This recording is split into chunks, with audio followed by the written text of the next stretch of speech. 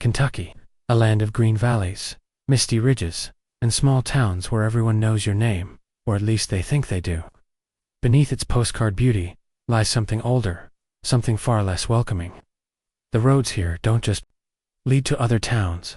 Sometimes they take you to places that don't appear on any map. The kind of places where the air feels heavier, the trees seem to listen, and the silence presses against your chest until you can't breathe. Locals will smile at you during the day, but ask them what happens after dark, and their eyes will flicker. They'll tell you about the stranger who knocks on doors in the middle of the night, asking for directions to a road that doesn't exist. They'll mention the sound of horses running at full gallop, long after the last farm shut down, and, if you push them too far, they'll warn you about the old mines, where voices echo from tunnels that were sealed generations ago. These aren't just folk tales or ghost stories meant to scare kids. These are events people here lived through. Encounters that left them changed, some terrified, some broken, and some never seen again. And tonight, we're not just telling you the stories. We're opening the door and letting you step inside. So, take a deep breath, and don't wander off the path. Because in Kentucky, some roads don't bring you home. You've found yourself in the wrong place, at the wrong time. Welcome to Farcical Fears. Subscribe now, because after this, you'll want to know what's really waiting in the dark. Let's move to our first story. It was late autumn when I took the job. I'd been bouncing between gigs, never staying in one place for long. So when my cousin Darren told me about a caretaker position at an old property in rural Kentucky, I didn't think twice. The pay wasn't much, but the deal included a small guest house on the land, free utilities, and a promise that the work would be easy. All I had to do was keep the main house from falling into disrepair, mow the lawns when the weather was warm, and make sure no one trespassed. The main house wasn't a mansion exactly, but it was big, a sprawling 3-story place, built sometime in the late 1800s, with white-painted clapboard siding that had faded to gray. The property sat at the end of a narrow road that twisted through miles of forest before finally opening into a clearing. There were no neighbors in sight, no traffic noise, no hum of far-off towns. It was quiet in a way I'd never experienced before. When Darren drove me up to see the place for the first time, the late afternoon sun was setting behind the hills, casting everything in that deep amber glow you get before night settles in. The house looked peaceful from the outside, but up close, the paint was peeling in wide curls.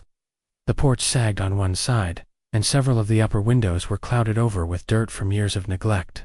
The owner, a woman named Mrs. Green, met us at the front door.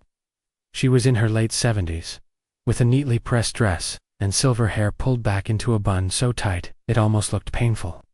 Her handshake was cold, her grip surprisingly firm. "You'll keep the doors locked at night," she said, almost immediately, before we'd even stepped inside. "All of them, even the ones you don't use." I nodded, thinking it was just the caution of someone who'd lived alone in the middle of nowhere for decades. "And you'll never go into the basement," she added, her voice lower now. I blinked, waiting for her to elaborate, but she didn't. She just turned and led us inside. The interior smelled faintly of dust and something else I couldn't place, maybe damp wood. The ceilings were high, the rooms wide and sparsely furnished, as though the house had been emptied out years ago, but never quite abandoned. Mrs. Green showed me the kitchen, the sitting room, the upstairs bedrooms, each one containing just enough furniture to look lived in without feeling warm. When we reached the door to the basement, it was locked with a heavy padlock. The metal was old but well-oiled, the key nowhere in sight. "Not part of your duties," Mrs. Green said curtly. Moving past it without further comment, I moved into the guest house the following week. At first, everything was fine. I liked the solitude, the way the fog rolled in thick over the hills. In the early mornings, the sound of nothing but wind in the trees at night. The main house was easy enough to maintain, though I noticed small, odd things. A chair moved slightly from where I'd last seen it, a window unlocked, that I swore. I'd secured faint scuff marks on the floor near the basement door. I chalked it up to my own forgetfulness. But then, about a month in, I started hearing it. It began as a faint, hollow knocking, always at night, always from somewhere inside the main house. The first time I thought it was a branch tapping against the siding, but when I went outside to check, the air was still. The sound was coming from within. I searched every room I was allowed in, but the knocking seemed to fade whenever I got close. The second time, it was louder. A slow, steady thud, like someone rapping on a wooden door with their knuckles. I realized then that it wasn't coming from just anywhere. It was coming from behind the locked basement door. I didn't tell Mrs. Green. Partly because I didn't want her to think I was imagining things, but also because I had a feeling she already knew. One night, in early December, a storm rolled in, rain hammering against the roof, wind rattling the shutters. I was making my rounds through the main house, checking the windows, when I heard it again. Not knocking this time, but a dragging sound. Something heavy being pulled slowly across the floor beneath my feet. I froze at the top of the basement stairs. The sound stopped. Then, faintly, I heard breathing. I backed away, locked the front door behind me, and didn't go back inside until morning. The next day, I found muddy footprints in the hallway near the basement door. They weren't mine. A week later, Mrs. Green called unexpectedly, asking me to bring in some boxers from the shed before the snow started. By the time I'd finished, it was already dark. I was locking up when I realized one of the upstairs lights was on. I hadn't been upstairs all day. Against my better judgment, I went up to turn it off. The hallway was colder than the rest of the house, my breath faint in the air. I reached for the switch, but then I saw it, a shadow moving at the far end of the hallway. Too tall to be Mrs. Green, and too slow to be my imagination. I don't know what made me follow it, but I did. It led me to the locked basement door. The padlock was open. I should have left. I should have called someone, anyone. Instead, I pulled the door open. The smell hit me first, damp earth, mildew, and something sour beneath it. The stairs were steep, the light weak from a single bare bulb hanging on a cord. I went down slowly, each creak of the steps echoing in the stillness at the bottom. The basement was larger than I'd expected, the walls lined with shelves holding old jars and boxes. But in the center of the room was something else. A large, wooden crate, its lid slightly askew. I moved closer, and that's when I saw the scratches. Long, desperate gouges running down the inside of the crate's walls, as though something had tried to claw its way out. Before I could step back, the bulb above me flickered. Once, twice, then went out. In the darkness, I heard the breathing again, closer this time, and something else. It whispered my name. The darkness swallowed me whole, the sound of my own heartbeat thudding in my ears. My first instinct was to reach for my phone, but my hands were shaking so badly that I nearly dropped it. I fumbled with the flashlight, finally managing to flick it on. The narrow beam cut through the shadows, illuminating the crate again. Only now, the lid was completely off. I took a step back, my breath catching when I saw what was inside. It wasn't empty. At the bottom was a nest of old, rotting blankets, and lying on them was hair, not just strands, but thick, matted clumps, some still tangled with what looked disturbingly like pieces of scalp.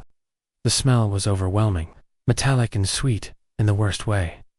That's when I noticed the wet prints on the concrete floor, bare footprints, each one leading away from the crate and into the deeper shadows at the far end of the basement. They were fresh, still glistening. The whisper came again, curling in the air like smoke. Tom. My skin crawled. I hadn't told Mrs. Green my full name. Hell, I'd barely told Darren. Whoever, whatever, was down here knew me.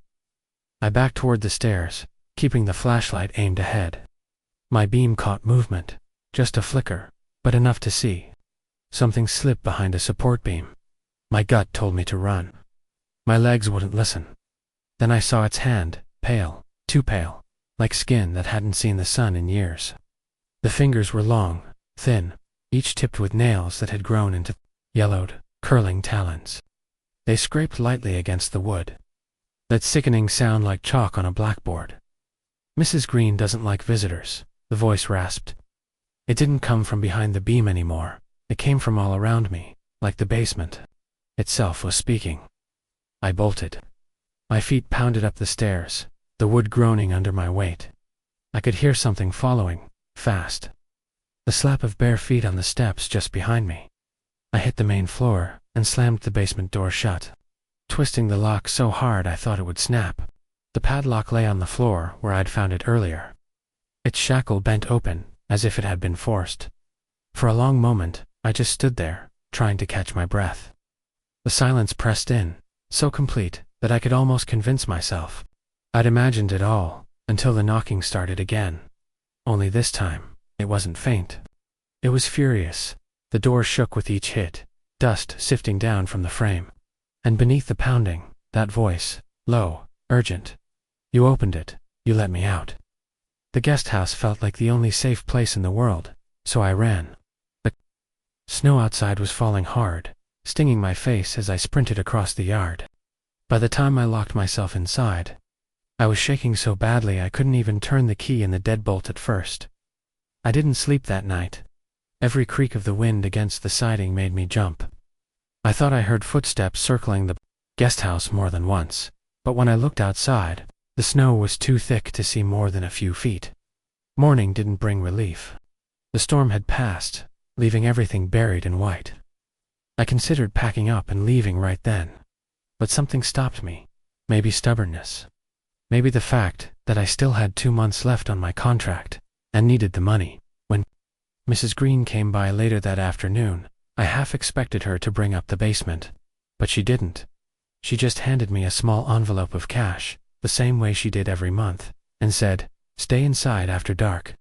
No matter what you hear." The look in her eyes told me she already knew I wouldn't listen. Let's move to our second story. It started on a crisp autumn evening, the kind of night where the air smells faintly of wood smoke and decaying leaves, and shadows stretch longer than they should. Jason had been driving along the back roads of rural Kentucky, the headlights of his old pickup cutting through the fog that had begun rolling in off the hills. He had stayed late at work at a small factory on the outskirts of Lexington, and the thought of a warm bed and a quiet night had kept him awake through the long drive. That's when he saw her at first. She appeared as nothing more than a silhouette, a young woman standing by the side of the road, her arm raised in a desperate wave.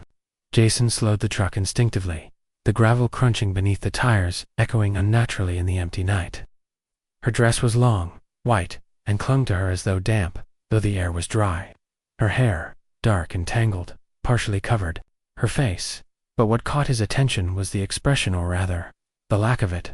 Her face was pale, almost luminous in the beam of his headlights, and her eyes, hollow and wide, seemed to lock onto his with an intensity that rooted him in place.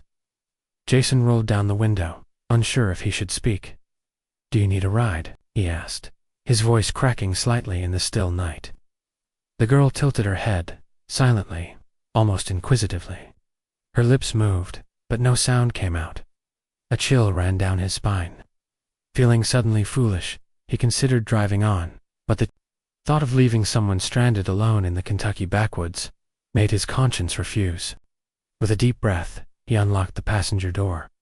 The moment she stepped into the truck, the temperature seemed to drop drastically. Jason shivered, tugging his jacket closer, but she said nothing. The silence was deafening, punctuated only by the soft rustle of her dress against the seat. Jason tried to make small talk, asking her where she was headed, if she was all right. But she continued to stare forward, her hands resting unnaturally still on her lap. The fog outside thickened, hugging the contours of the road and turning every tree into a looming, ghostly figure. After several minutes of tense silence, Jason's curiosity got the better of him. He glanced over, expecting to see some faint hint of humanity, some blink or a twitch of nervousness, but instead, she was gone. The seat beside him was empty. His heart raced as he slammed the brakes, eyes scanning the fog.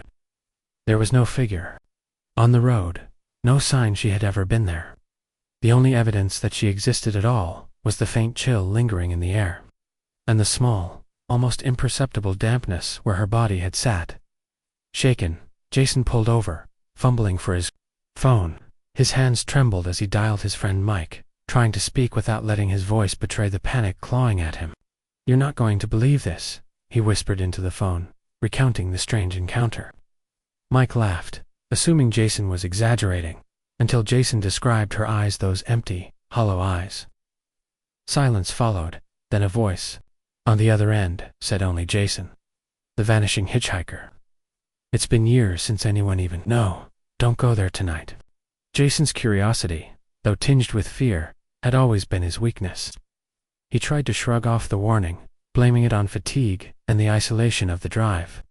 Yet as he continued down the winding back roads, he began noticing subtle signs that the world around him was different. Shadows moved with a life of their own, and reflections in the truck's rearview mirror didn't always match reality. The street signs seemed to shift slightly each time he passed them. One, he could have sworn, bore the name of a town that didn't exist on any map he had seen. When he reached the old bridge that spanned a narrow creek, a sense of unease settled over him like a lead blanket. There was no fog here, yet a dense, white mist clung to the water below, rising and curling in unnatural patterns. Jason slowed, peering through the windshield, and that's when he saw them. Footprints. Wet, pale prints, leading from one side of the bridge to the other, but no figure in sight. They stopped abruptly halfway across, as if whoever made them had vanished mid-step. His pulse pounded. He wanted to turn back, but a part of him, perhaps, the same part that had picked up the girl, demanded he continue. The road after the bridge became even narrower, hemmed in by ancient trees that pressed close, as if conspiring to keep him trapped. Jason's headlights caught movement at the edge of his visions, something darting between the trees. He jerked the wheel, heart racing, but the thing was gone before he could get a full look. And then he heard it, a voice, soft and melodic, carried on the wind. His name, Jason, over and over, whispering through the fog, teasing him, beckoning him forward. Fear gnawed at him, but the rational part of his mind told him it was just the wind. Yet even as he tried to convince himself, he noticed the road, twisting in impossible ways. He had driven this route countless times, yet now it seemed endless. The signs became increasingly bizarre names of towns he had never heard, some that he knew had been abandoned decades ago. And always, in the periphery of his vision, a shadowy figure appeared, standing at the edge of the trees, just out of reach, just barely visible. Every time he looked directly, it was gone. Hours or maybe minutes, he couldn't tell passed in this strange, looping journey.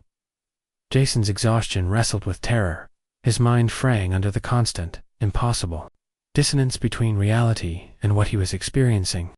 That's when he saw it again. Her, the girl. She was standing in the middle of the road, arms outstretched, beckoning him to stop.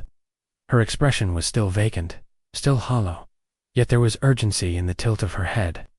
Jason slammed on the brakes again, heart hammering, as the truck skidded to a stop inches from her. The moment he looked back to speak, she was gone. But this time, the seatbelt across his lap snapped forward violently, as though someone invisible had sat there. The temperature in the cab dropped to an unbearable cold. Frost began forming on the edges of the windows. Jason's breath came out in thick clouds, yet no winter weather had been forecasted. And then, faintly, a whisper, "Don't leave." Jason spun the wheel and sped forward, terrified. The world outside twisted and warped, the fog thickening to an impenetrable wall. Sounds became distorted. His tires on the asphalt sounded like screaming, his engine roared like a wounded animal. And through it all, the voice followed, calling his name, repeating the same single haunting phrase, "Don't leave." Eventually, the fog lifted, just as suddenly as it had arrived.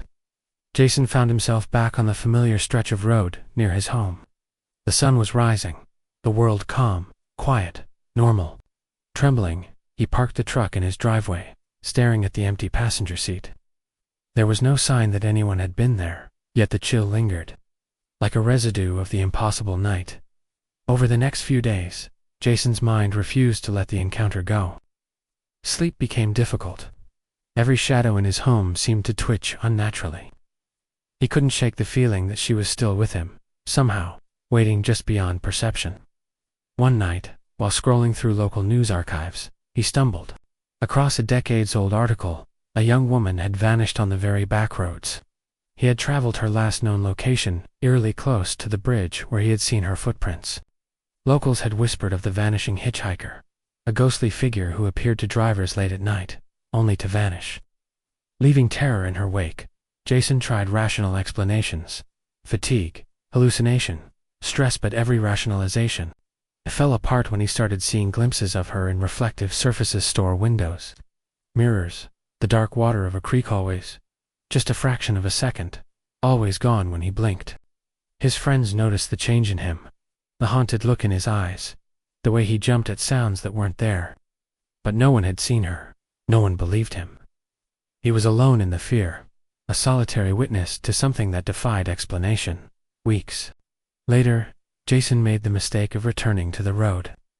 He told himself he needed closure, that seeing the bridge again would quiet his mind. He drove slowly, scanning the edges of the trees, the fog beginning to form once more as night fell. And there she was, waiting at the side of the road, just as before. But this time, she raised her hand not to be picked up, but in warning. Her eyes, hollow and dark, seemed to pierce into his very soul. And in that moment, Jason understood. She didn't want a ride. She didn't want company. She wanted him to see, to understand, to remember. And perhaps, more terrifyingly, she wanted to make sure he never left the memory of her behind. Jason never drove that road at night again. But sometimes, when he's alone, he can hear the whisper carried on the wind, just faintly, calling his name. And he knows, deep down, that one day, if he's not careful, the vanishing hitchhiker will return. Not to ride with him, but to remind him that some things in Kentucky's backwoods are eternal, and some encounters are not meant to end.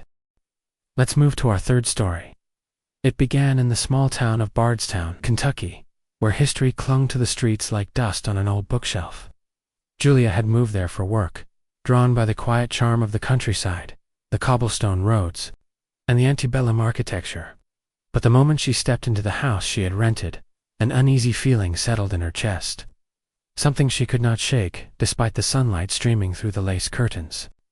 The home had a past. An old ledger in the local library revealed it had been abandoned for years before she arrived. But Julia dismissed the stories as small town superstition. The first night was quiet, almost too quiet. Julia unpacked and arranged her belongings, yet every sound seemed amplified. The ticking of the old clock in the hall, the soft creak of floorboards as the house settled. Around midnight, she thought she heard whispering. At first, she assumed it was the wind, or perhaps her imagination. But as she rose to investigate, the whispering grew clearer, almost forming words she could not decipher, carried from the walls themselves. A chill ran down her spine, but she shrugged it off, telling herself it was simply the house settling. The echoes of decades of silence. By the second night, the whispers had grown louder, more distinct.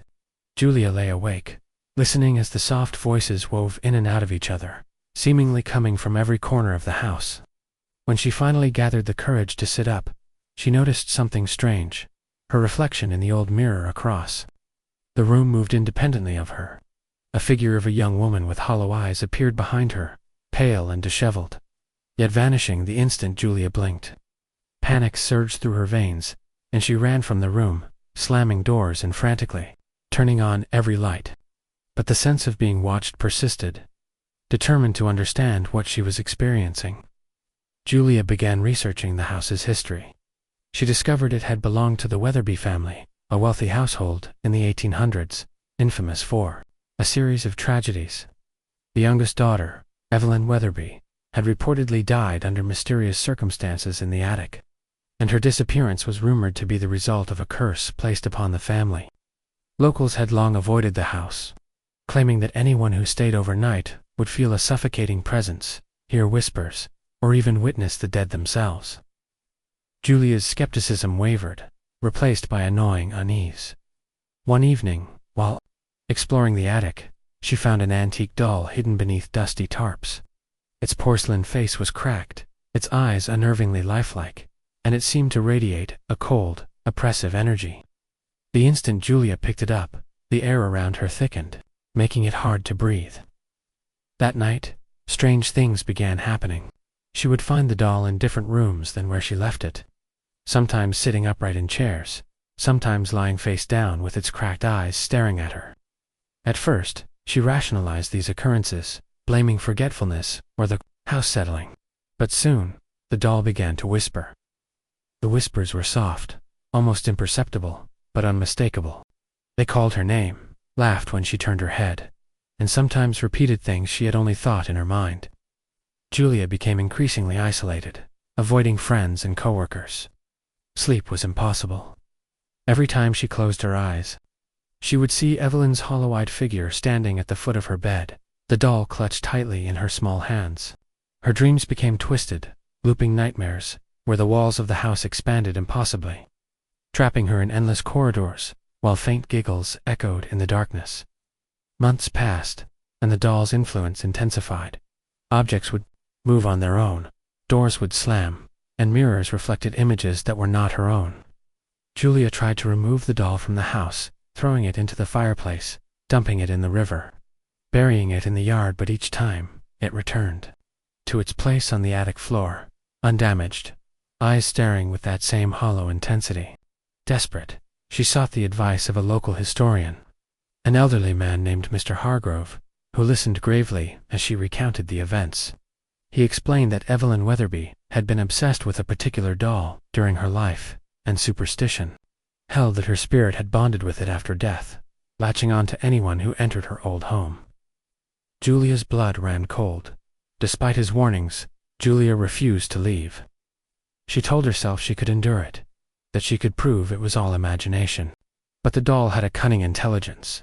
At night, it would whisper secrets only Julia knew, revealing thoughts she had never voiced aloud. The whispers turned to commands, small at first, then increasingly insistent. "Look here. Open that. Don't leave." Julia's behavior grew erratic. She spent hours in the attic, talking to the doll, as though conversing with an old friend. Friends noticed the change, but no one dared enter the house themselves. Julia's once bright personality was replaced by an obsession that consumed her every waking moment. The breaking point came one stormy night. Julia awoke to find the house shivering, doors slamming violently, windows rattling, lightning illuminated the attic in stark flashes, revealing the doll standing upright, its head slowly turning to face her, lips moving in silent articulation. And then she heard a voice that was unmistakably Evelyn's, soft, clear, and deadly. "You're mine now." The air became icy, and Julia felt herself unable to move, trapped by a force that seemed to come from every corner of the room. At once, the walls appeared to pulse, as if breathing, and the shadows lengthened into forms that writhed and reached for her, terrified beyond reason. Julia screamed, but no sound escaped her lips. When the storm finally passed, she was found the next morning sitting in the attic, eyes wide and hollow, clutching the doll as if it were the only thing keeping her alive. She could not speak of what had happened that night. Every attempt to recount it ended in incoherent murmurs. Locals whispered that she had been claimed, that the Wetherby curse had finally chosen its next vessel. The house, once again, became abandoned, waiting for the next curious soul to enter. Even today, those brave enough to peek inside the Wetherby house swear they can hear whispers through the walls, soft laughter echoing in empty rooms, and sometimes the faint sound of porcelain, footsteps on creaking floorboards. The doll remains hidden somewhere in the attic, watching, waiting, ready to bind itself to the next inhabitant who dares disturb its slumber. Julia's story spread quietly through the town, a whispered warning: never touch what does not belong to you, and never underestimate the lingering grasp of a spirit unwilling to let go. Over the years, the Wetherby house became a silent sentinel of fear. Even those who never entered felt its presence. A chill would brush past them on quiet nights, or fleeting shadows would appear at the edges of their vision. Julia herself had become a part of the house, rarely seen by the townspeople. Her pale figure occasionally glimpsed behind dusty windows, always clutching the doll. She no longer spoke to anyone. Her life had merged with the doll's. The boundary between her mind and the spirit of Evelyn dissolved entirely. Visitors who dared approach the house reported a feeling of being watched, an oppressive heaviness in the air, as if the walls themselves exhaled a warning. Some heard whispers in the language of their own thoughts, soft but insistent. compelling them to leave or to stay, unable to resist the pull. The doll, always hidden in the attic, seemed to move closer with each intruder, its cracked eyes glinting with anticipation. Julia's presence was subtle but unmistakable. A faint silhouette behind a window. A shadow that moved without source, a heartbeat out of sync with their own. The Wetherby House became legend. A cautionary tale passed in hushed tones among locals and thrill-seekers alike. Its reputation grew, not from overt violence, but from the quiet terror it imposed, the creeping dread of being ensnared by a presence that could see into your mind, understand your fears, and manipulate your reality. Those who spoke of it felt a lingering weight, a reminder that some encounters do not end when you leave. And so the doll waits, eternally patient. Julia remains, bound to it, a silent guardian of the house and its secrets. The next visitor who steps over the threshold may feel a brush of cold air, hear a faint whisper calling their name, or glimpse a pale figure in the corner of a dimly lit room. And for those who ignore the warnings, the message is simple and terrifying. The house never forgets, the doll never forgives, and some spirits will not release you. No matter how hard you struggle, the Wetherby House stands as a chilling testament to obsession, grief, and the supernatural. A place where curiosity can claim your very soul, and a warning that some doors, once opened, should never be entered. Let's move to our fourth story. It was a damp, gray evening when Marcus arrived in the outskirts of Louisville, Kentucky, driving past rows of abandoned warehouses and graffiti-covered brick walls. He had recently inherited an old family property from a distant relative, a decrepit farmhouse on the edge of town, rumored among locals to be cursed. The property had been empty for decades, its windows shattered, doors hanging loosely on rusted hinges, and the yard overgrown with weeds. Marcus was a skeptic by nature, a rational man who worked in engineering and dismissed ghost stories as superstition. Yet, as he stepped onto the rotting porch, a strange sense of unease crawled up his spine, a feeling that the house was waiting. Aware of his presence, the interior smelled of mildew and decay, the air thick with dust. Wooden floorboards creaked under his weight, echoing unnaturally through the hollow rooms. Marcus moved through the house, flashlight in hand, noting the peeling wallpaper, rusted fixtures, and a sense of history frozen in time. As he explored, he noticed faint marks along the walls, scratches that seemed deliberate, forming vague symbols he couldn't identify. At first he assumed them to be the work of vandals or previous tenants. But the deeper he went into the house, the more he realized the patterns, repeated symbols, etched into the wood, on door frames, even along the staircase leading to the attic. That night, Marcus slept in the living room, though sleep did not come easily. At precisely 2:13 a.m., he awoke to a soft, scraping sound emanating from the attic above. The sound was methodical, almost rhythmic, like claws raking along wood. He tried to rationalize it, perhaps a raccoon or some other nocturnal animal, but the intensity of the noise, the weight of the air pressing down on him, suggested otherwise. Over the next few hours, the scraping grew louder, accompanied by faint whispers he couldn't make out. Words that seemed to coil around his mind and tug at his thoughts. By morning, Marcus was exhausted, yet he felt compelled to ascend the attic stairs. The air became colder as he climbed, a subtle frost forming along the edges of the wood. There, in the center of the attic, he discovered an old trunk, its brass fittings tarnished, etched with the same strange symbols he had seen throughout the house. The trunk was locked, but the lock was fragile, and with a bit of force, it gave way. Inside, Marcus found a collection of objects that chilled him to the bone. Old photographs of people whose faces were obscured by black ink. Letters filled with frantic scrawls in a language he did not understand, and a small, intricately carved wooden box, sealed with wax. The smell of decay emanated from the chest, and as he touched the box, a sudden wave of nausea and vertigo overtook him.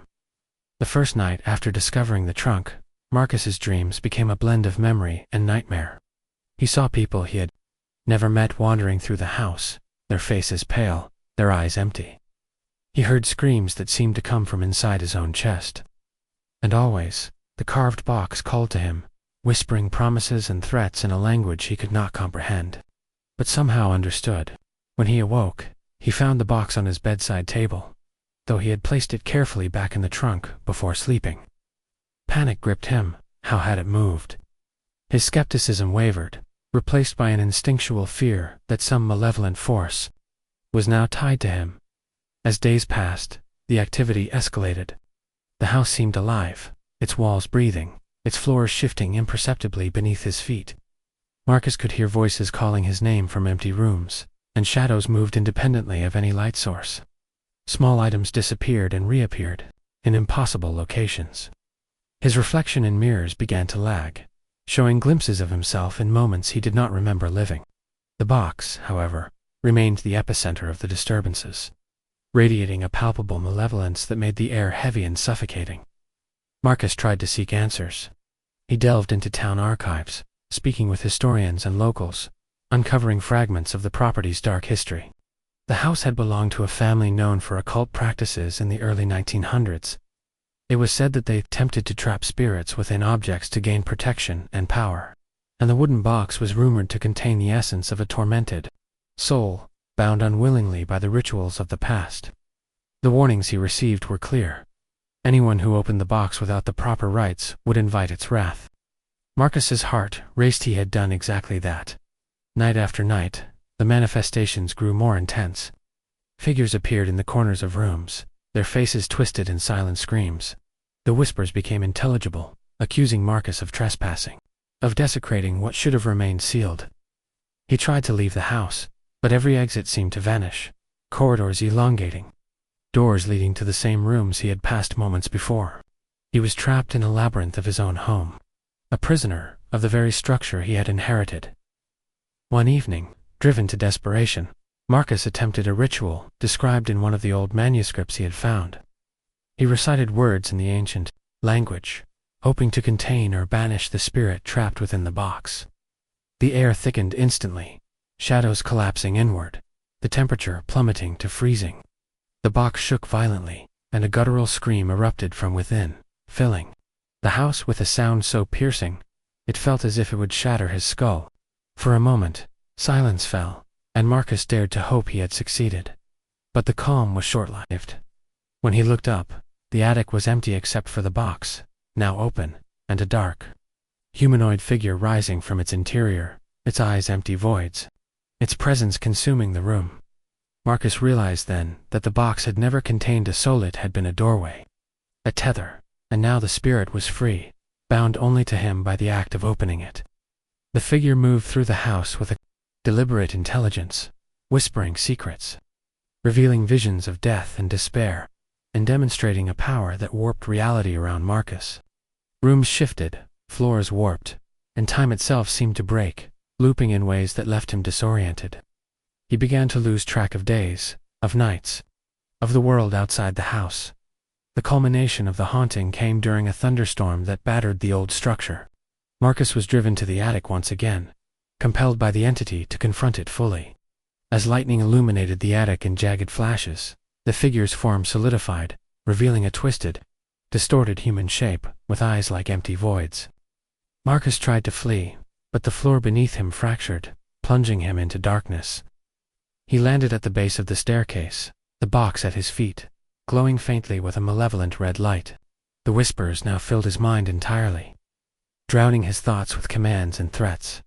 In the end, Marcus vanished, his disappearance echoing the countless warnings etched into the history of the property.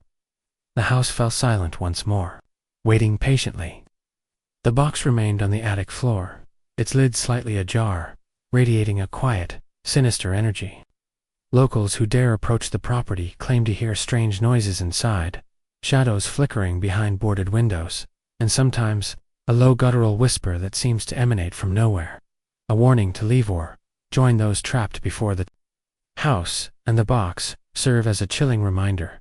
Some inheritances come with curses, some objects are portals to horrors beyond understanding, and curiosity can be the key that unlocks forces no one is meant to release. The story of Marcus and the Wetherby box spread quietly, whispered among those brave enough to recount it, a testament to the danger that lingers when the past refuses to stay buried. Let's move to our fifth story. It started with a simple late-night delivery job.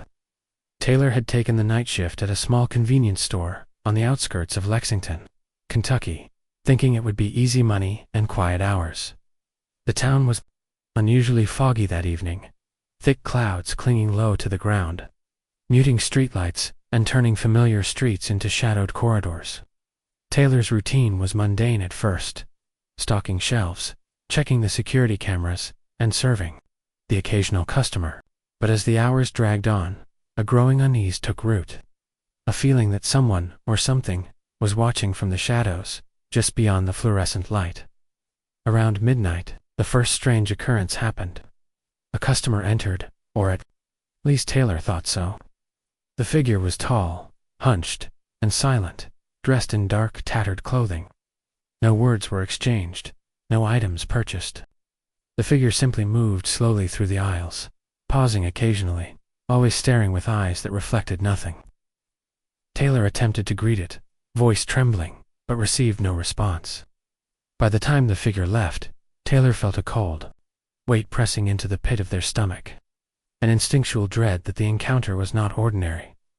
Later that night, the security footage revealed something far more disturbing. The cameras showed the store empty, yet the figure had appeared and vanished multiple times, always in the same hunched posture, moving impossibly quickly from aisle to aisle. Even more unsettling, the timestamp suggested that the figure appeared at the exact moment Taylor had turned their back and disappeared just as their gaze returned. Panic began to set in. Taylor rationalized it as a trick of shadows or fatigue, yet every instinct screamed that this was something far more sinister. As the week progressed, incidents grew more frequent. Objects would move on their own, shelves would be disorganized, in patterns that suggested deliberate intention, and whispers echoed faintly in empty rooms. Taylor began hearing footsteps behind them even when the store was locked and empty. On one occasion, while closing the back door, they swore they felt a hand brush their shoulder, though no one was there. Sleep became fitful and broken, haunted by dreams of a tall, shadowy figure moving silently through corridors, always approaching, never speaking, its hollow eyes fixed on Taylor's face. One night, Taylor discovered a small journal tucked beneath one of the shelves, handwritten in jagged letters. The entries were dated decades earlier, each page detailing strange occurrences in the same store accounts of a shadowy figure, whispers in the night, and a creeping sense of malevolent presence that seemed to target the store's night clerks. The final entry chilled Taylor to the bone. It described the figure as the Watcher, an entity that fed on fear, lingering until it claimed the mind of its chosen victim. The handwriting grew erratic at the end, almost frantic, suggesting the author's sanity had been lost to the presence. Determined to uncover the truth, Taylor began documenting the events. They set up personal cameras throughout the store, recording each corner in shadow. Review of the footage revealed subtle but unmistakable anomalies. Shadows stretching in unnatural directions, reflections in the glass that did not match reality, and, most terrifyingly, glimpses of the tall, hunched figure appearing directly behind Taylor in moments when no one else could be present. Every attempt to rationalize these occurrences crumbled under the weight of evidence. Taylor realized that whatever was haunting the store was intelligent, patient, and aware of their every move. The psychological toll grew heavy. Taylor's mind frayed, paranoia taking hold.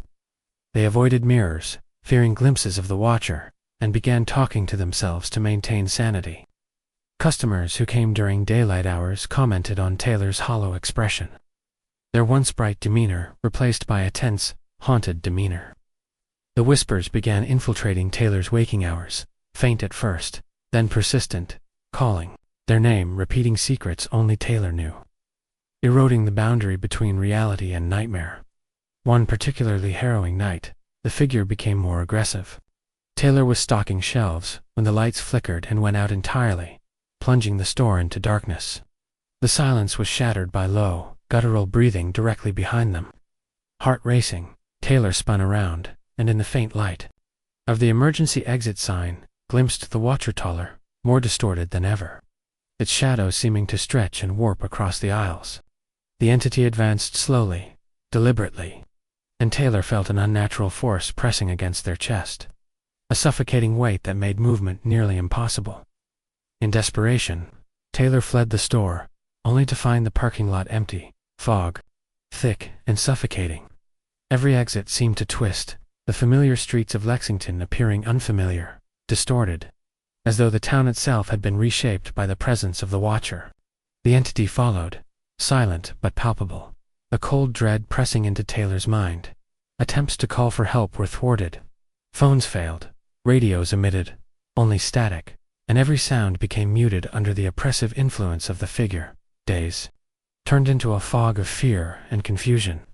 Taylor isolated themselves, avoiding work, friends, and family, convinced that leaving the store would allow the Watcher to follow them into the wider world. They barricaded their apartment, yet shadows still crept along the walls, faint footsteps echoing through empty rooms. Dreams became indistinguishable from reality. Taylor would wake to find themselves inside the store at night, the Watcher looming inches away, whispering, always whispering. The entity's presence had embedded itself within Taylor's mind, creating a constant state of terror from which there seemed no escape. As the haunting continued, Taylor researched the history of the store and the land it occupied. They learned that long before the convenience store existed, the location had been the site of a series of mysterious disappearances, workers, travelers, and night shift employees who had vanished without explanation. Local legends referred to a Watcher that haunted those who worked alone at night, feeding on fear and drawing energy from the terror it induced. Taylor realized with horror that the journal they had found was not an isolated record but part of a pattern stretching back decades, a cycle repeating itself with every new night clerk. Taylor's attempts to rid themselves of the entity failed. Moving to a new town, abandoning the job, and even attempting rituals described in the old journal did nothing. The Watcher seemed tethered to them personally now, no longer confined to the store. Shadows followed, whispers persisted, and the suffocating dread remained. Sleep was nearly impossible.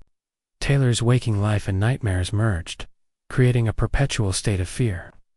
Friends who attempted to intervene reported glimpses of the figure standing silently behind Taylor, always just out of reach, its presence palpable but impossible to confront. Ultimately, Taylor disappeared one night. The details remain unclear. Neighbors reported hearing frantic noises from their apartment, doors slamming, and faint whispers calling out names in the darkness.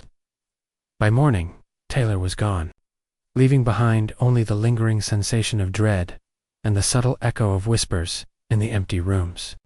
The Watcher had claimed its next victim, continuing the cycle it had maintained for decades, even today.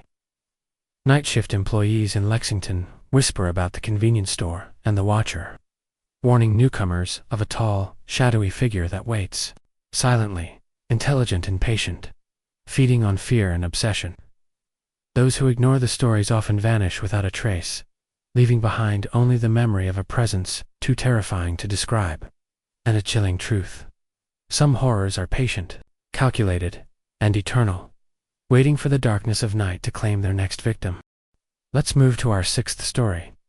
It was just past 2:30 in the morning when Rachel finished mopping the floors of the old gas station on the outskirts of Bowling Green, Kentucky. The night had been quiet, almost unnaturally so.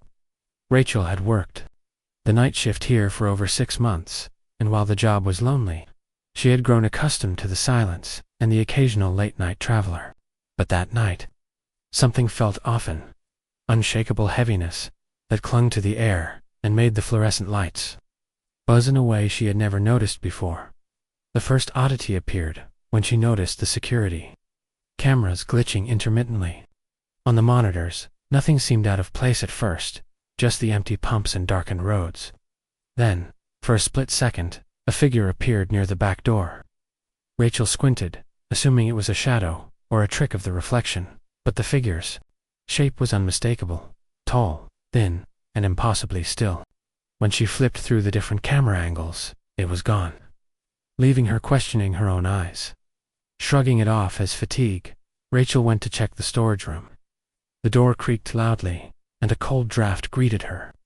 Inside, the shelves were undisturbed, yet a faint smell of decay lingered, as though something had been hidden there for years.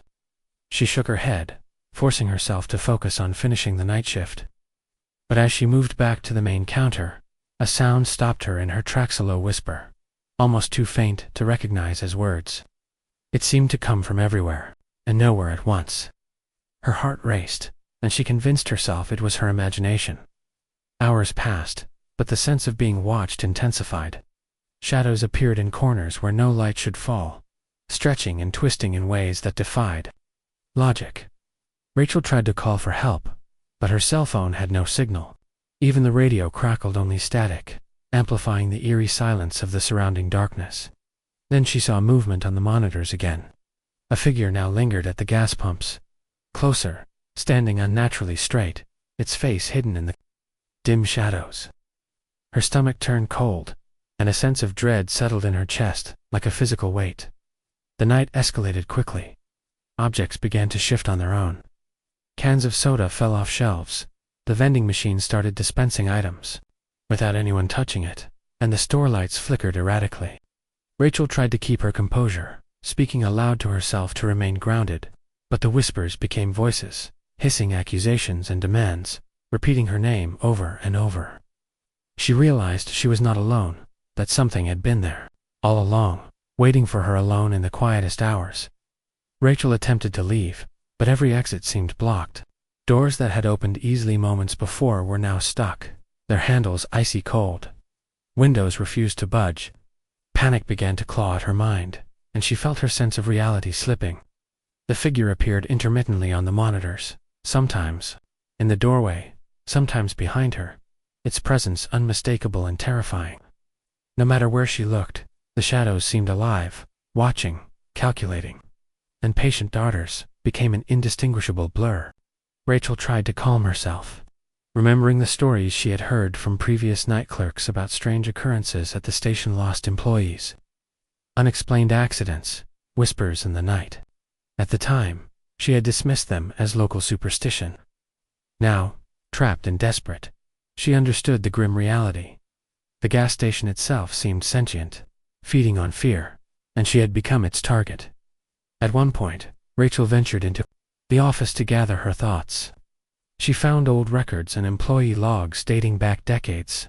Each log contained references to unexplained activity, sightings of shadowy figures, and sudden, unaccountable departures. Some nights the entries were frantic, written in shaky, terrified handwriting, documenting hours of inexplicable phenomena. The pattern was unmistakable. Every night shift had someone pushed to the edge by the same unseen force. The realization settled like a stone in her stomach. This was not random. It was systematic. The presence began to manifest physically. Rachel felt fingers brush against her arms, cold air rushing past her, and the floorboards groaning under. Wait, that wasn't there. The shadows coalesced, forming dark silhouettes that mimicked human shapes, always just out of reach, never fully taking form. The whispers turned to laughter, hollow, cruel, and distant, as if mocking her attempts at resistance. She tried to leave again, but each path she took looped her back into the same aisles, the store itself twisting into an unending maze. Rachel's mind fractured under the relentless pressure. She found herself talking to the empty aisles, pleading with the presence, bargaining for escape.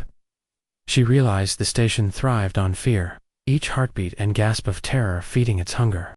The shadow figure approached more boldly now, stepping out of the monitors into the tangible space around her.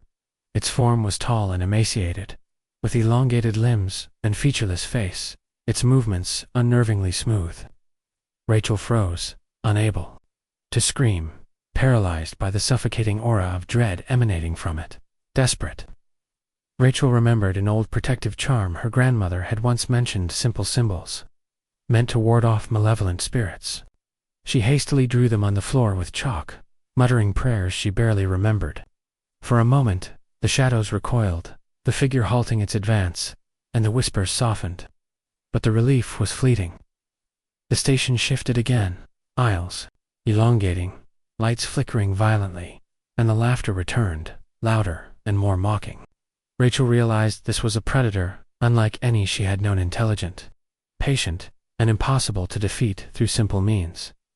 As dawn approached, the entity withdrew, but its presence lingered like a suffocating fog. Rachel stumbled outside, gasping for fresh air, her hands shaking, her mind reeling from the night's horrors. The morning sun illuminated the empty pumps, ordinary and harmless in appearance. Yet Rachel knew the truth.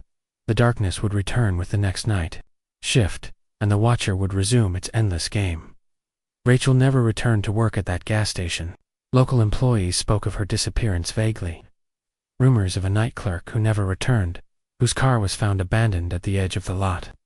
Yet some claim that if you drive past the old station after midnight, you can still see a figure inside, moving silently among the aisles, and hear faint whispers carried through the wind, warning anyone who dares enter that the shadows are always watching, waiting, and feeding. The tale of the Bowling Green gas station spread slowly among night shift workers, a whispered cautionary tale. Never underestimate the quiet hours. Never ignore the subtle signs. And never stay alone when the darkness is patient, sentient, and hungry.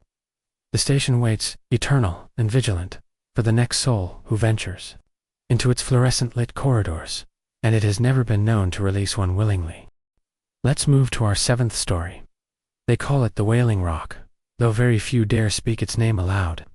It sits deep in the remote valleys, just south of Clingman's Dome, Kentucky, where the forest grows thick, and the switchbacks disappear into overgrown trails.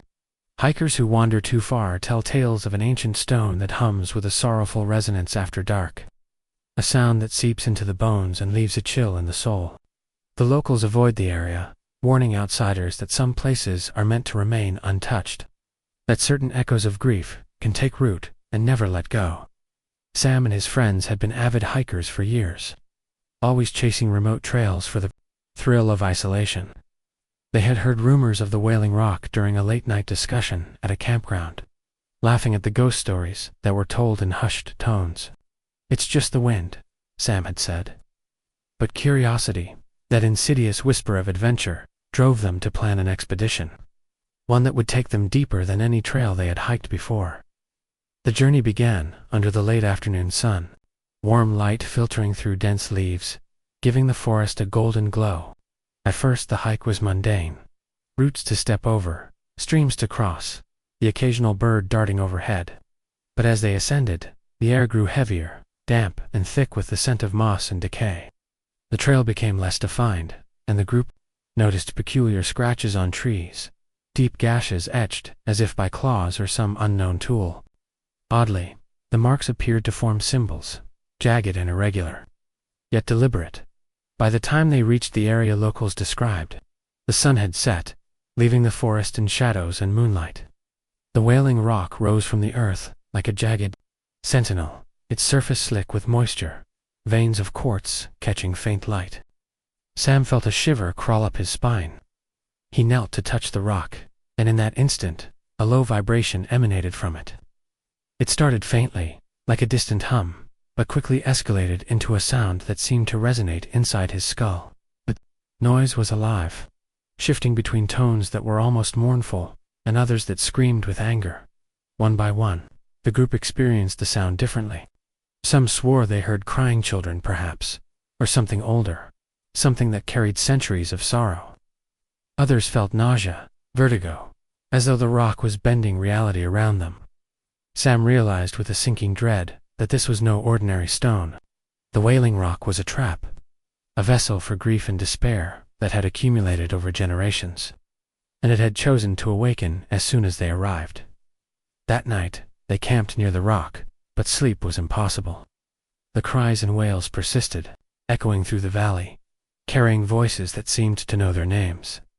Shadows moved just beyond the firelight, flickering between the trees, never fully visible but always present. The forest itself seemed to lean inward, branches pressing down like skeletal fingers, watching, waiting. Each friend was affected differently. Panic, despair, hallucinations that drew from their deepest fears. By dawn, one of the friends had vanished. There was no scream, no sign of struggle, only a backpack left behind. Sam and the others searched, frantically, calling into the valley. But the voice of the missing friend was swallowed by the unnatural resonance of the rock.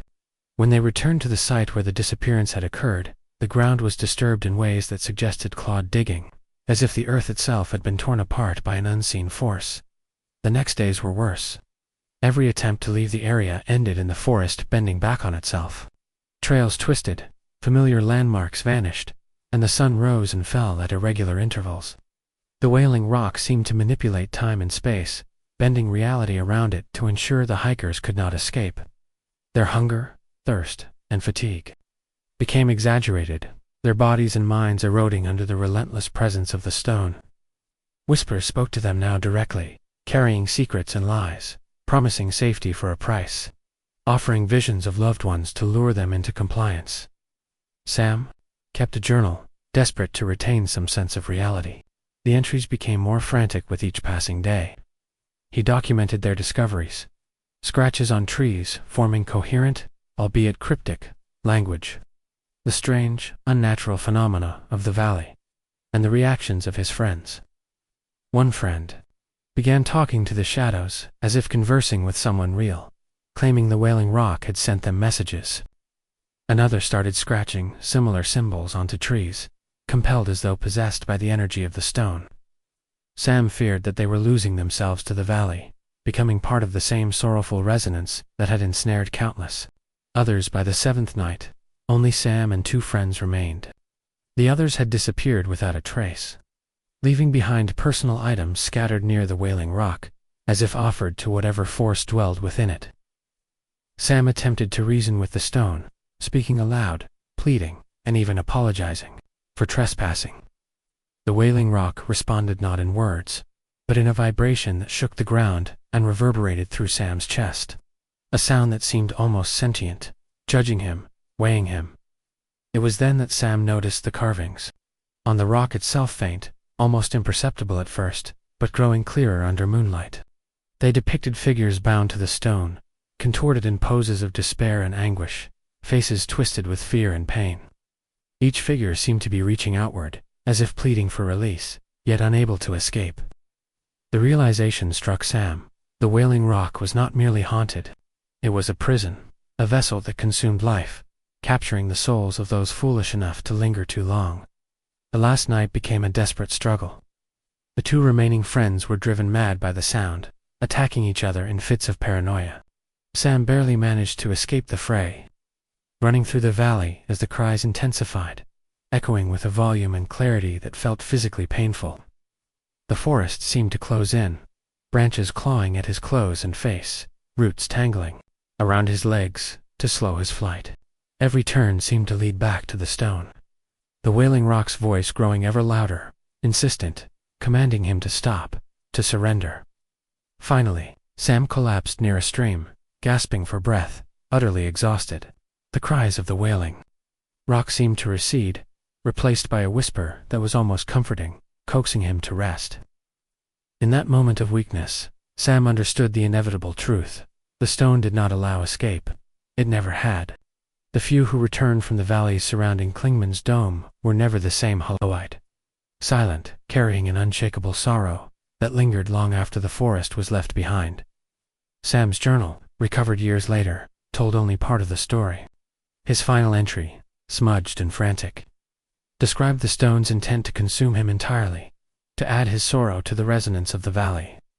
Search parties never found his body, though hikers occasionally report glimpsing a pale figure near the Wailing Rock, staring vacantly from the shadows. Locals warn, do not venture too far south of Klingman's dome. Listen for the wail, but do not approach. Some echoes of grief are eternal, and those who hear them risk being bound to the sorrow forever, their voices joining the endless chorus of despair trapped within the stone. The story of the Wailing Rock spread quietly through nearby towns, whispered among hikers and adventurers, a cautionary tale of curiosity and hubris. Some treat it as folklore, but the few who have returned tell a consistent truth. The valley is alive, the stone is sentient, and its sorrow is unending. Travelers, beware. What you hear may not just be the wind, and what you see may not be entirely of this world. Once the Wailing Rock calls, it never truly lets go. Let's move to our eighth story. It was a rainy October evening when Marcus drove down the winding roads of rural Kentucky, the dense fog clinging to the trees and the windshield wipers barely keeping up with the deluge. He was on his way to a secluded cabin his friend had rented for a weekend getaway, a place deep in the woods, far from the nearest town. The idea was simple: escape the city, enjoy the crisp autumn air, and share a few quiet nights by the fire. But Marcus had no idea that this cabin, tucked between towering oaks and thick underbrush, had a reputation he would soon come to understand all too well. Upon arrival, the cabin seemed unremarkably aged wood, a sagging porch, windows clouded with grime. His friend, Tom, had already begun unpacking supplies, insisting that the isolation would be part of the charm. As Marcus stepped inside, a chill ran down his spine, unaccountable but intense. The air smelled faintly of damp earth and decayed wood, the kind of scent that clings to your clothes and lingers in your lungs. He shrugged it off, attributing it to the rainy weather and the age of the cabin. The first night passed quietly enough. A fire crackled in the stone hearth, and the two friends shared stories and laughter over bottles of cheap whiskey. But as the clock neared midnight, Marcus noticed a subtle shift in the atmosphere. The shadows in the corners of the room seemed to deepen unnaturally, stretching toward him as though drawn by some unseen force. A faint scratching noise echoed from the walls, irregular but persistent, like fingernails tracing across the wood. He mentioned it to Tom, who laughed nervously and suggested the old cabin might just be settling in the cold rain. By the second night, the unease had grown into something far more disturbing. Marcus awoke to the sound of footsteps pacing the length of the cabin. Soft at first, then growing louder, deliberate, and measured. Tom was fast asleep beside him, snoring quietly, oblivious. Marcus tried to convince himself it was a dream, but the sounds persisted, echoing through the room with a hollow resonance. Summoning his courage, he grabbed a flashlight and swept the beam across the room, revealing nothing: no intruder, no explanation. Only the oppressive darkness that seemed to thicken at the edges of the light. The following morning, Marcus discovered faint scratches along the floorboards, small and precise, forming patterns that made his stomach churn. They resembled crude symbols, etched with a sharp implement, their meaning unknown but unmistakably deliberate. The scratching had not existed the day before.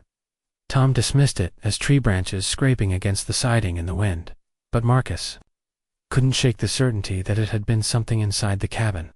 Over the next 24 hours, the phenomena intensified.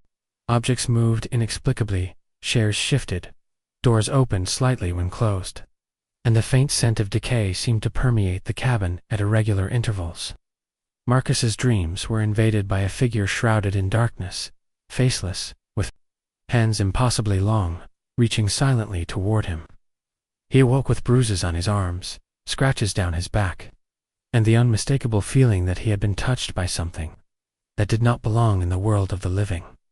One afternoon, Marcus ventured into the small attic, a cramped space filled with dusty furniture and forgotten belongings left by previous tenants. Among the clutter, he discovered a small, carved figurina, doll-like figure, wooden and roughly fashioned, with hollow eyes painted black. The moment he touched it, the air around him thickened, and a low guttural whisper seemed to echo from the corners of the room. He dropped the figurine, and it landed upright, staring at him with those empty eyes. The whispering grew louder, almost intelligible now, calling his name softly, coaxing him to pick it up again. By the third night, sleep became impossible. Marcus and Tom attempted to ignore the disturbances, but even in the daylight hours, the cabin seemed to pulse with a malevolent energy. Shadows lengthened unnaturally, moving in ways that defied the sun's position. The scratching noises became a chorus, echoing from the floors, walls, and ceiling, rising and falling in rhythmic patterns that Marcus could almost understand. The doll seemed to appear in different locations each time he glanced away, always staring, always waiting. During a brief moment of clarity, Marcus researched the cabin's history on his phone, though the signal was weak and intermittent. He discovered that the land had once belonged to a reclusive family known for dark rituals, rumored to have practiced occult ceremonies in the isolated cabin. Previous owners had abandoned the property suddenly, often citing unexplainable happenings and visions that would not leave. The old reports mentioned similar artifacts: a wooden figure, symbols etched into wood, and the recurring presence of a shadowy humanoid form that seemed bound to the dwelling that night. The full horror revealed itself. Marcus awoke to Tom, screaming, his body convulsing as though possessed, eyes wide and unseeing. A shadowy figure loomed over him, impossibly tall and faceless, its limbs moving fluidly in ways that human anatomy would not allow. Marcus froze, powerless, as the entity turned its attention to him. The air grew suffocating, the temperature dropping sharply, and the whispers escalated into an unintelligible roar. He felt invisible fingers grasp at his arms, dragging him toward the attic. In a desperate bid, he grabbed a piece of firewood, swinging it blindly. The shadow recoiled momentarily, disappearing into the corners, but the sense of being hunted persisted. Unrelenting by dawn, Tom was unconscious, pale, and shaken, muttering incoherently about the eyes and the doll. Marcus resolved to leave immediately, but the front door, which had opened easily before, was now sealed, as though by some invisible force. Windows would not budge. The cabin had transformed into a prison, its walls pulsating, the air thick with unseen malice. Every attempt to escape brought him back to the center of the room, the doll always present, watching, as if it controlled the space itself. Over the next 2 days, Marcus experienced a relentless psychological assault. Hallucinations merged with reality. He would catch glimpses of figures moving outside the cabin, only to find nothing when he investigated. Mirrors reflected a twisted version of himself, older, haggard, with hollow eyes. The whispers became intelligible, accusing him of trespassing, threatening that the cabin would claim him, as it had claimed others before. Marcus realized that the house fed on fear, each moment of terror increasing its hold over those who dared enter. Finally, in an act of desperation, Marcus decided to destroy the doll, reasoning that it was the anchor for the malevolent force. He smashed it with a heavy piece of furniture, splinters flying. For a brief moment, the cabin seemed to exhale, silence replacing the oppressive noise. But the relief was fleeting. The shadows coalesced, forming a humanoid figure with black, hollow eyes, reaching toward him with fluid, unnatural motion. The attack was immediate and violent. Marcus barely escaped, fleeing into the rain-soaked forest with Tom trailing behind, stumbling and screaming. They did not stop until the cabin was a distant silhouette through the fog, but the terror did not end. For weeks after returning to civilization, Marcus was plagued by visions of the shadow figure, the whispers returning in his dreams, and the constant gnawing sensation that the doll, or whatever it represented, was following him. The cabin, he realized, was more than a building. It was a locus of malevolence, a living entity that could not be destroyed, only survived by feeding on the fear and attention of intruders. Today, the cabin stands abandoned once more, hidden, deep within the Kentucky woods. Locals avoid it, sharing only whispered warnings with hikers and travelers. Occasionally, a bold adventurer seeks it out, drawn by curiosity or the thrill of the supernatural, and disappears without a trace. Those who return speak of a doll with hollow eyes, shadowy figures in the corners of the room, and an oppressive dread that defies description.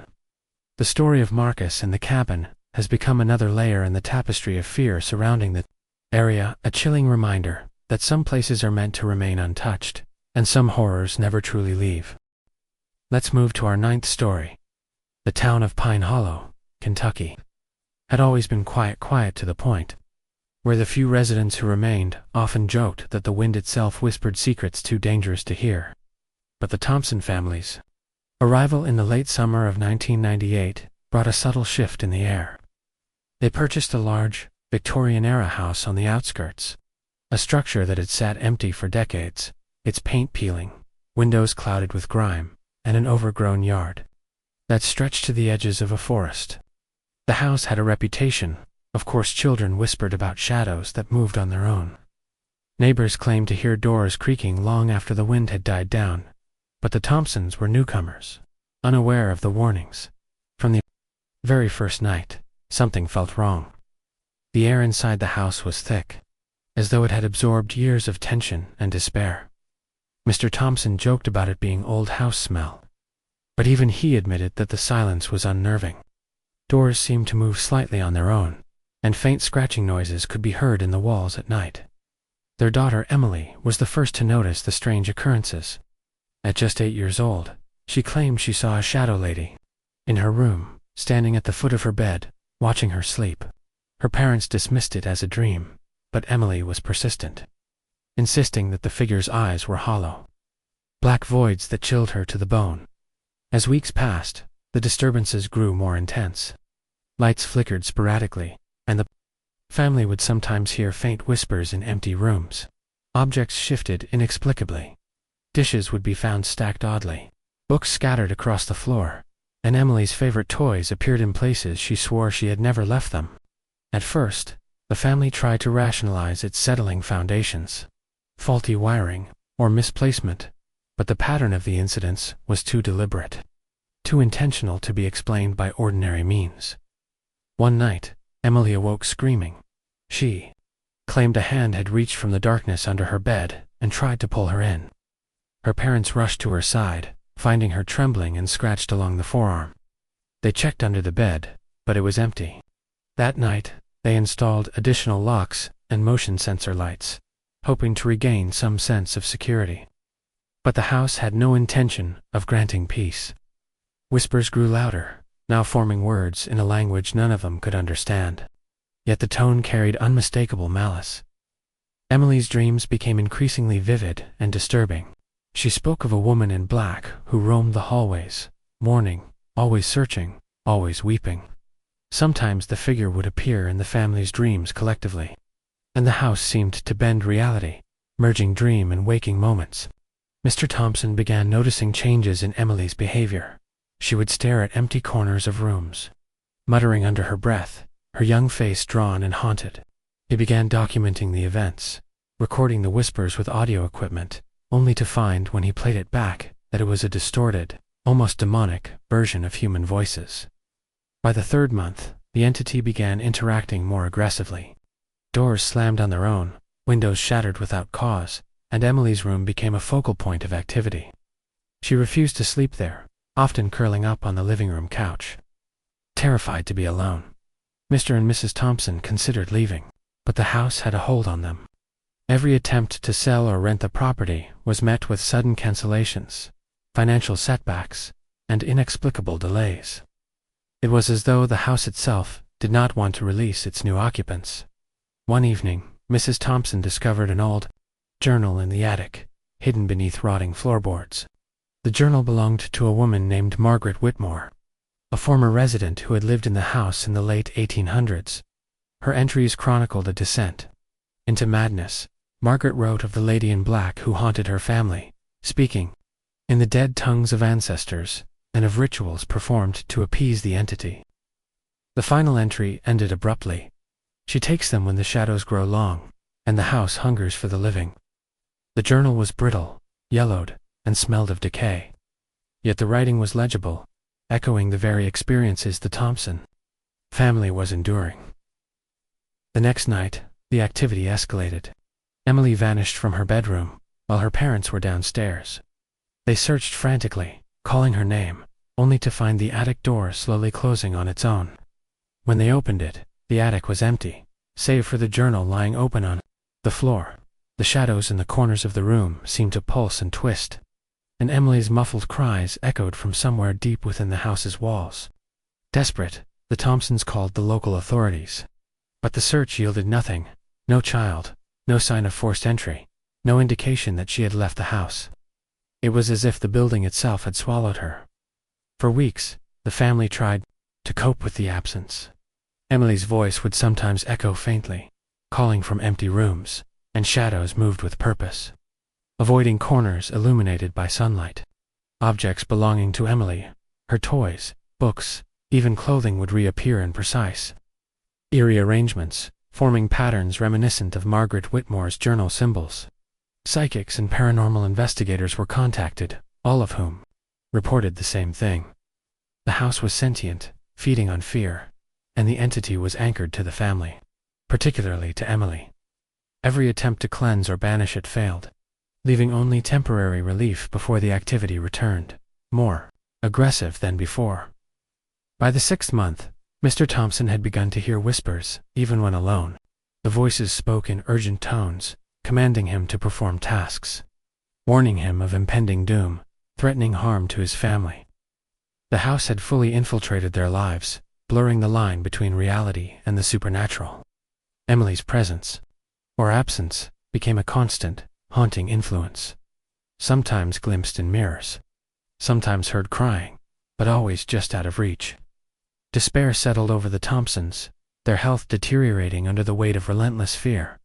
One stormy night, Mrs. Thompson awoke to find the figure of the woman, in black, standing at the foot of her bed. Its face was hollow, eyes deep voids that seemed to absorb the candlelight. The figure pointed toward the living room, and Mrs. Thompson followed, paralyzed, yet compelled.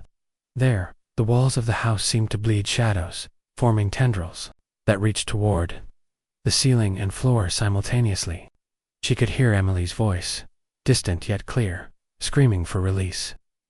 In a moment of clarity, she realized that the house did not just harbor the entity, was the entity. Alive with centuries of collected anguish and malevolence, the Thompsons made the difficult decision to abandon the house, fleeing in the dead of night, with only what they could carry. But the house's influence did not end at the threshold. From the edge of the property, shadows followed them, whispering, clawing at the edges of their minds, promising that they would never truly escape. Emily remained missing, her voice haunting the family for years to come. The house, now empty, waits silently, its windows dark and unyielding, ready to claim the next unsuspecting family who dares enter.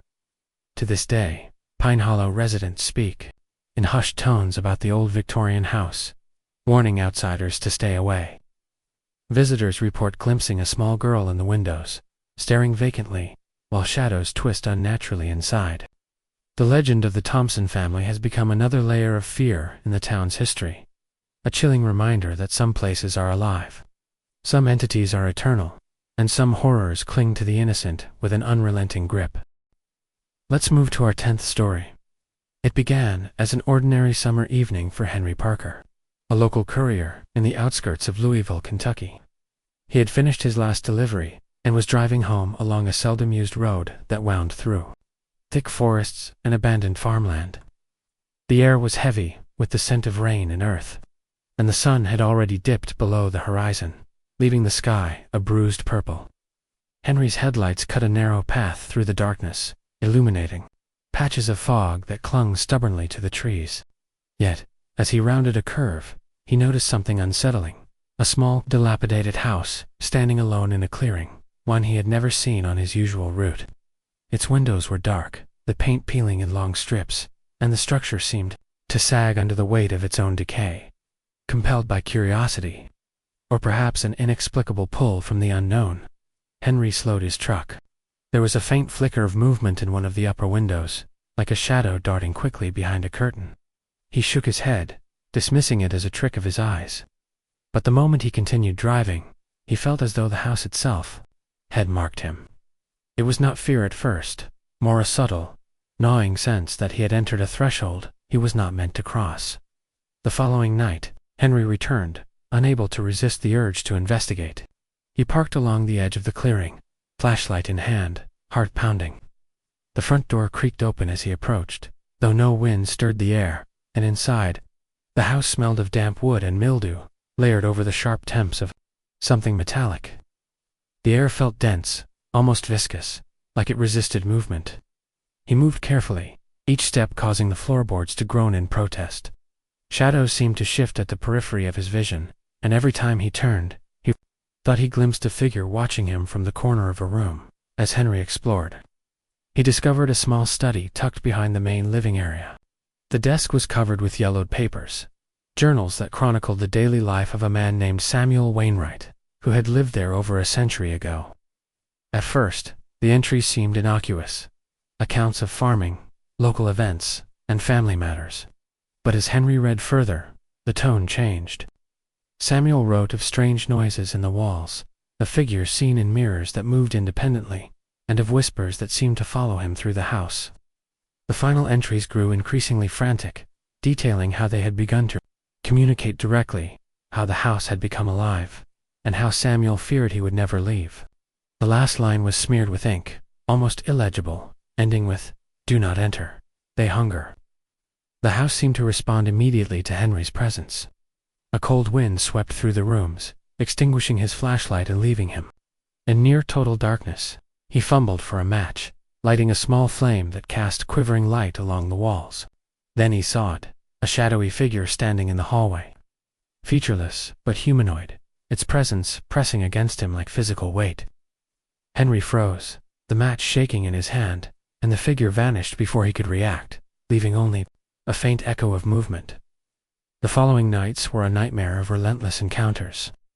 Henry would awaken to hear soft scratching at his bedroom door, muffled whispers calling his name, and a pressure on his chest that made breathing difficult.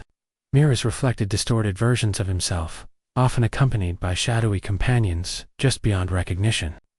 Sleep became impossible, and the line between waking and dreaming blurred. The house, or perhaps the entities within it, was reaching beyond the boundaries of its own walls, manifesting in his home, his thoughts, and his very being. Henry sought help, visiting local historians and paranormal investigators. Everyone who listened to his story agreed on one detail. The Wainwright House had a notorious reputation. Records spoke of multiple disappearances over the past century, of families who had fled suddenly, and of people who had been found later, hollow-eyed and mute, unable to describe the horrors they had witnessed. Investigators who had entered the house reported similar phenomena, whispers that spoke in unintelligible tongues, objects moving without cause, and an oppressive, sentient atmosphere that seemed to weigh on the spirit. Desperation led Henry back to the house, hoping to uncover a way to end the torment. He returned one stormy night, carrying protective charms and old rituals documented in Samuel Wainwright's journals. But the house had anticipated him. Doors slammed shut behind him, trapping him inside, while the shadows moved faster, converging in corners and hallways, surrounding him from all sides. A low hum filled the air, vibrating in his chest.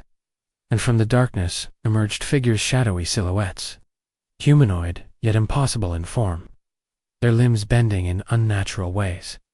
Henry attempted to communicate, to reason with whatever inhabited the house, but the shadows did not respond with words. They responded with fear. They fed on it, thriving on his terror. He ran through the labyrinthine interior, feeling the walls pulse and shift, as though the house itself were alive. Stairs elongated, rooms changed position, and hallways stretched into impossible angles. Each corner revealed a new horror. Faces in the shadows, echoes of past victims, the faint smell of decay, and the whispering that promised he would never leave. Hours or perhaps days passed in an indistinct haze. Henry lost track of time, his body and mind breaking under the relentless pressure of the house's presence. He stumbled upon a small, hidden room behind the study, walls covered in archaic symbols painted in dark, dried substance. In the center lay an altar, atop which rested a small, wooden effigy, a likeness of Samuel Wainwright himself. Henry felt an overwhelming compulsion to touch it, and the moment his fingers grazed the wood, visions overtook him. He saw the house in its entirety, a living organism feeding on every soul that entered, corridors stretching into endless darkness, and the countless entities trapped within, screaming silently in the shadows. The final realization struck him. With unbearable clarity, the house was not haunted by a single spirit. It was a vessel for centuries of collected anguish, an intelligent, malevolent force that consumed fear, despair, and life itself. Every person who entered became a part of it, adding to its power. Escape was not merely unlikely, it was impossible. The house did not allow it. When Henry was finally found days later, wandering near the edge of the forest, he was hollow-eyed, muttering incoherently, his body emaciated and trembling. He tried to describe what had happened, but the words failed him. Investigators confirmed the Wainwright house still stood, abandoned, yet alive in a sense that defied explanation. Its windows seemed to follow those who passed, its doors whispered promises of safety, and the shadows inside continued to wait, patient, eternal. To this day, locals warn travelers to avoid the clearing where the Wainwright house sits. Those who venture to close report strange sounds, shadows in the corners of their eyes, and a sudden, oppressive sense of being watched.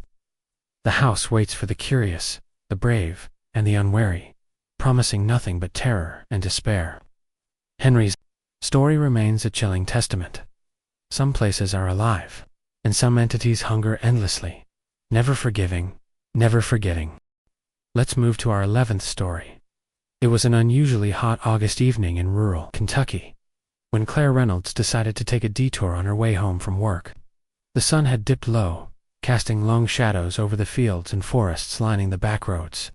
Claire had always loved driving through the countryside, the quiet, the rustling trees, and the sense that the world slowed down in these remote corners. But that evening, there was a tension in the air, something she couldn't name. The crickets were too loud, the wind too still, and the shadows seemed to cling to her headlights, rather than fade into the darkness. She noticed the house first before seeing the figure. A small 2-story home stood isolated along a forgotten lane, its paint peeling and windows dark. One of the windows on the upper floor had a faint glow, almost imperceptible, as though a candle had been lit in the otherwise abandoned structure. Claire's curiosity, though faint, drew her closer. As she drove past, she saw a man standing at the edge of the yard, still as a statue, watching her. His features were obscured by the gathering darkness, but the angle of his head suggested he had been waiting for her. Uneasy, she shook her head and pressed on, trying to dismiss the sighting as a trick of the dimming light. Later that night, she couldn't sleep. The image of the house, the man, and the subtle glow from the upstairs window haunted her. Unable to ignore the pull, she drove back the next day, intent on exploring, though her rational mind warned against it. The air around the house seemed heavier than it should be, oppressive even in the heat of the late afternoon. The front door, once solid and immovable, creaked open with ease. Inside, the house smelled faintly of mold and decay, layered over something sweeter, almost cloying, that made her stomach turn. The floorboards groaned beneath her feet, and shadows shifted in the corners of the rooms, moving as if alive in the living room. Claire discovered signs of life, or at least, the remnants of it. Plates sat stacked on a sideboard, half-eaten, food long since rotted, and a journal lay open on a coffee table. The handwriting was jagged, hurried, and at times illegible. It belonged to a woman named Esther Hart, who had lived in the house over 70 years prior. The entries began innocuously: daily life, whether small local news, and personal reflections. But gradually, the tone darkened. Esther wrote of footsteps echoing in empty rooms, of whispers in the night that called her name, and of shadows that moved independently, sometimes following her, sometimes waiting in doorways. The final pages were frantic, filled with scrawls about an unseen entity that had begun to speak to her, demanding obedience, and warning of dire consequences should she refuse. As Claire read, the air in the room grew inexplicably cold. She felt a subtle pressure on her chest, as though invisible hands were attempting to hold her in place. A low whisper caressed her ear, unintelligible but unmistakably present. The journal trembled in her hands, even though no draft or vibration was apparent. Claire's rational mind screamed that she should leave, but she felt rooted to the spot, compelled to uncover more. In the upstairs bedroom, she found a small mirror, cracked and clouded with age. When she looked into it, her reflection shifted subtly, her eyes darkening, her features thinning, and behind her, faint silhouettes danced just at the edge of perception. She blinked, and they were gone, leaving only the reflection of the quiet, decaying room. The temperature dropped further, and a metallic temps filled the air. Claire realized she was not alone. The first direct encounter happened shortly thereafter. She was in the kitchen, reading another passage of Esther's journal, when a shadow detached itself from the corner of the room. It moved with impossible fluidity, limbs stretching in ways human anatomy could not allow, gliding rather than walking. Claire froze as it stopped a few feet away, featureless, yet somehow oppressive, exuding a presence that seemed to press on her mind, twisting her thoughts. She tried to speak, but her voice was trapped, swallowed by the entity's influence. Her heart raced, every instinct screaming to flee, yet she remained, unable to move. Over the next several hours, or perhaps it was days, time became distorted. Claire experienced relentless psychological assaults. Mirrors became portals for glimpses of distorted versions of herself. Rooms extended and warped impossibly, and the shadows multiplied, pooling in corners, creeping along walls, always observing. Objects moved subtly, books falling to the floor, chairs tilting, doors opening and closing without cause. Each incident reinforced the presence of the entity and the house's sentient influence. It was not just haunting her, it was integrating her into its domain. Through careful observation, Claire began to detect patterns. The shadows seemed drawn to fear, growing stronger when she panicked. Whispers intensified when she questioned their reality. The journal of Esther Hart appeared to be a key, detailing rituals and behaviors that, if followed precisely, might mitigate the house's influence temporarily. But the more she followed the instructions, the more the house responded, testing her resolve, challenging her sanity. Her sleep became non-existent, filled with vivid nightmares, where the house became infinite, corridors folding back on themselves, ceilings stretching impossibly high, and floors vanishing beneath her feet. The entity always followed, sometimes manifesting as multiple figures, sometimes as one shifting, writhing shadow. She awoke with scratches on her arms, bruises along her shoulders, and an unshakable sense that she had been touched in reality, not merely in a dream. One night, desperate and near collapse, Claire attempted to leave. She opened the front door, but the yard had transformed. The familiar clearing had twisted into a labyrinth of dark trees, fog thickening, paths folding back upon themselves. The house seemed to stretch, elongate, its upper floors rising impossibly high, windows forming endless grids of darkness. It was as though the house itself had expanded, anticipating her escape. Panic surged, but she forced herself to focus, retracing steps as indicated in Esther's journal, repeating chants and performing the rituals described in frenzied detail. The climax came in the attic. Claire discovered a small chest, carved with symbols that pulsed faintly in the darkness.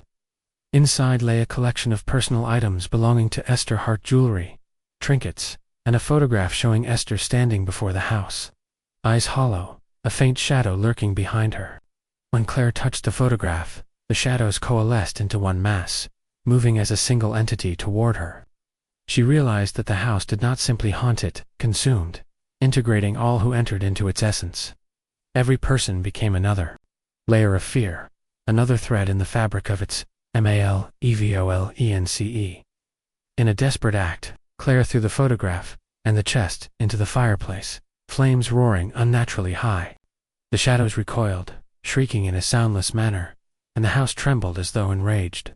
For a brief, fleeting moment, the oppressive atmosphere lifted. But she knew it was temporary. The house was patient, eternal, and relentless. She fled, stumbling along the distorted yard, finding the forest edge at last. When she returned to civilization, Claire was hollow-eyed, haunted by whispers that returned at night, shadows that flickered at the edges of her vision, and the knowledge that she had survived only because of luck and timing. The house remained untouched, waiting silently in the back roads of Kentucky, its windows dark, its presence palpable to those sensitive to its malevolent call. Locals spoke in whispers of a strange woman seen wandering near the lane, muttering to herself, warning travelers to stay away from the house that had claimed generations before and would continue to do so. Claire's story became part of the local lore, a cautionary tale for anyone tempted to explore the abandoned house. The shadows inside it, ever patient, still wait, biding their time, absorbing fear, and ensuring that no one who enters leaves unchanged. Even today, travelers report glimpses of a figure in the upper windows, and a chilling certainty that the house watches, waits, and hungers for the next visitor, brave or foolish enough to step across its threshold. Let's move to our 12th story. It was just after 2:30 in the morning when Rachel finished mopping the final stretch of floor in the dimly lit Walmart on the outskirts of Lexington, Kentucky. She had been working the night shift for over 6 months, and had grown accustomed to the quiet hum of fluorescent lights and the occasional beep of the self-checkout machines. But that night felt different. The air was heavier, charged with an unseen tension that made her skin crawl. Every creak of the ceiling tiles and clang of metal shelves seemed amplified, echoing through the cavernous store. Rachel wiped her brow and glanced at the security monitor, noticing an empty aisle flicker oddly on the screen. A sense of unease settled over her. She chalked it up to fatigue, perhaps the result of the long hours and endless fluorescent lighting. But as she moved toward the back stockroom, she thought she heard something, a whisper, soft but unmistakable, coming from the electronics section. "Hello," she called, her voice trembling slightly. No response. Just the faint hum of machinery and the distant rumble of the city outside. It began subtly at first. Items shifted on shelves. When no customer or coworker was present, mannequins appeared slightly out of place, and the faint sound of footsteps echoed along the aisles, even though Rachel was alone. She tried to dismiss it, attributing the phenomena to exhaustion or the building settling. But the incidents grew more frequent, more deliberate. She would see fleeting shadows in the corners of her vision, too fast to focus on, and objects sometimes fell from shelves without cause. The most unsettling aspect was the feeling of being watched, an oppressive gaze that followed her wherever she went. One particularly quiet night, she was organizing the clearance aisle when she saw it. A small, dark figure crouched at the end of the aisle, barely discernible but distinctly humanoid. Rachel froze, heart pounding, convinced she was hallucinating. The figure didn't move, yet a palpable sense of malice radiated from it. When she blinked, it was gone, leaving only the stark emptiness of the aisle. Rachel tried to shake off the fear, rationalizing that it was a trick of the shadows cast by the flickering lights. Yet the sensation lingered, a gnawing unease she couldn't ignore. Over the following nights, the disturbances escalated. Products would be rearranged into patterns she didn't recognize, cans stacked in impossible towers, clothing folded with precise, unnatural symmetry. The whispers grew louder, forming faint words she couldn't quite understand. Rachel began recording the events on her phone, capturing shadowy movements, subtle distortions in the aisles, and the occasional inexplicable flicker on the surveillance cameras. Reviewing the footage left her unsettled. The shadows moved deliberately, often appearing closer in playback than they had in reality. Her coworkers noticed a change in her demeanor. Rachel became withdrawn, jumpy, and hyper-aware of every sound. She recounted her experiences to the night manager, who dismissed them as paranoia, attributing the occurrences to fatigue and the eerie quiet of an empty store at night. But Rachel's fear was validated one night when she was alone in the stockroom. A heavy, metallic clang echoed from the main floor, followed by a soft whisper repeating her name. She froze, and the temperature dropped sharply. The lights flickered, casting long, unnatural shadows across the shelves. Then, without warning, the overhead sprinkler system activated, soaking the floor and intensifying the oppressive chill.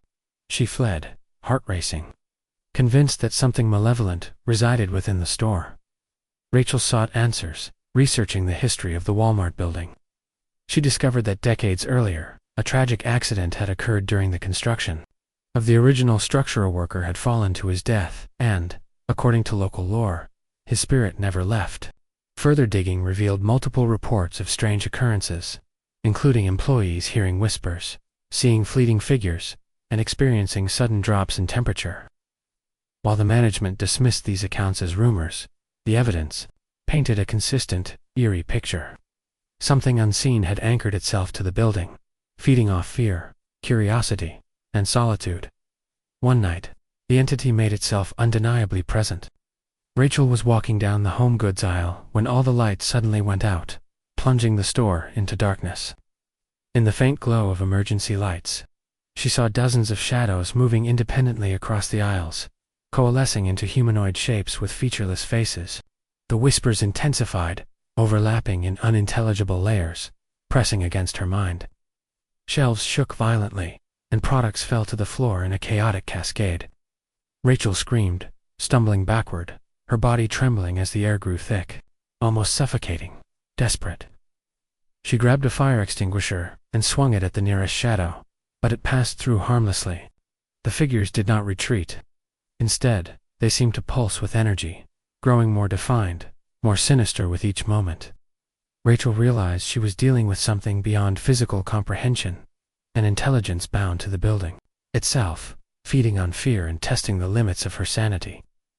She tried to escape through the back doors, but the layout of the store appeared to shift, aisles elongating, exits vanishing, shelves rearranging themselves to block her path. Hours, perhaps minutes, Time was distorted past in a blur of terror. Rachel found herself drawn back to the electronics section, where the first whisper had called to her. In the dim emergency lighting, she noticed a small, darkened display case that had never been there before. Inside, a figure crouched, featureless, yet unmistakably humanoid, and it seemed to observe her every movement. As she approached, the whispers became coherent, repeating a single phrase over and over. "You shouldn't be here. You belong." Panic surged through her veins, but the words resonated in a way that felt almost hypnotic, urging submission, summoning every ounce of willpower. Rachel bolted for what she believed was the exit, finally reaching the emergency door that led outside.